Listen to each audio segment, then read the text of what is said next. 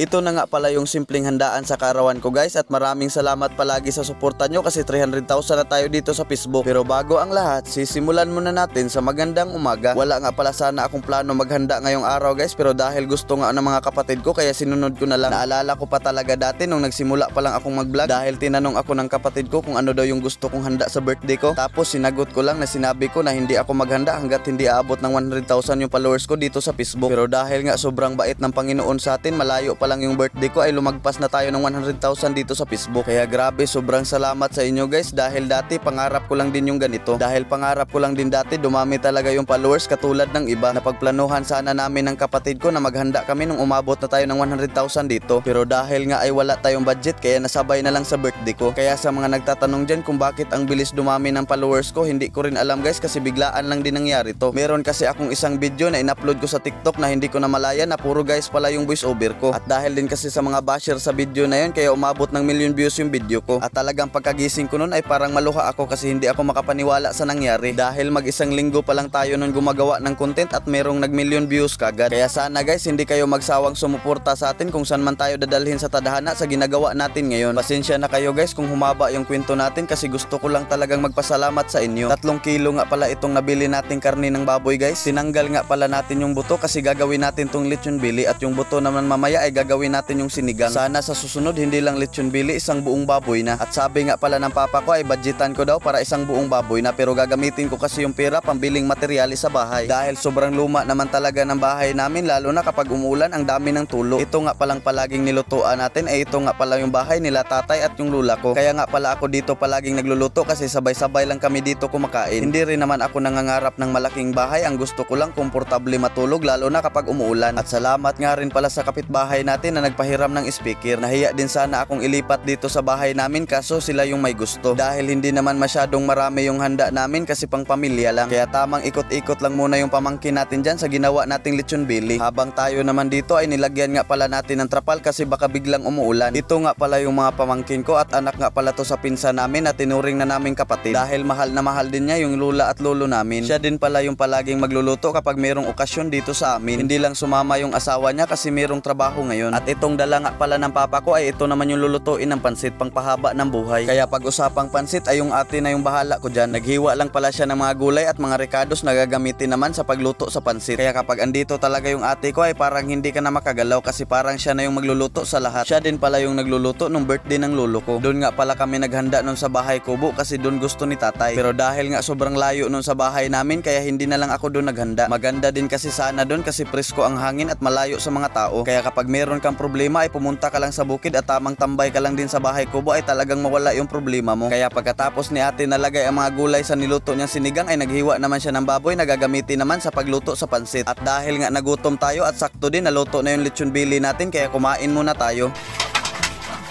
Bauman! First bite.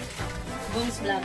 At medyo cute na nga pala yung mata natin banda doon kasi sinulit na natin kasi isang beses lang din to sa isang taon. Isang taon na naman bago mag-birthday ulit. Ginisa nga lang pala ng ate ko yung mga taba ng baboy kasi yan naman yung gagamitin magsisilbing mantika. Kaya pagkatapos ay hinugasan niya lang din yung lulutuin na pansit. At may pakik pa nga pala yung mga kapatid ko dyan at tingnan nyo naman guys, sinabay na lang yung 300,000 followers natin. Parang sila lang din yung nag-birthday guys kasi sila yung nagplano sa lahat. Kasi ako talaga yung tipong tao kapag araw ng kaarawan ko ayaw ko talaga yung may cake. Pero dahil nga 300,000 na tayo dito sa Facebook at gawan ko daw kayo ng cake kaya sila na yung bahala at nag-oo na lang ako. At sinimulan na nga pala ng ate ko na lutuin yung pansit. First time ko rin pala makakita na nagluto ng pansit kaya nakakuha naman tayo ng bagong idea. Kaya sa susunod kung gusto natin magluto ng pansit ay alam na natin yung gagawin at alam na natin kung ano yung mga uunahin. Maganda din kasi yung magpaturo tayo sa nakakaalam kasi kapag hindi natin alam baka pumalpak. Baka kasi kapag hindi natin alam tapos magluto tayo ng pansit ay magiging pansit kanto na. Pero advantage na rin naman yung panahon ngayon kasi meron ng social media. At dahil nga nauna na tayong kumain kaya hindi ko na nga pala sila nabidyohan guys nung sabay-sabay silang kumakain. Kaya hanggang dito na lang muna tayo guys. Kung nakaabot kayo sa video na to, maraming salamat palagi sa panonood nyo at huwag nyo naman kalimutan i-share ang video natin ngayon. Maraming salamat po. I love you.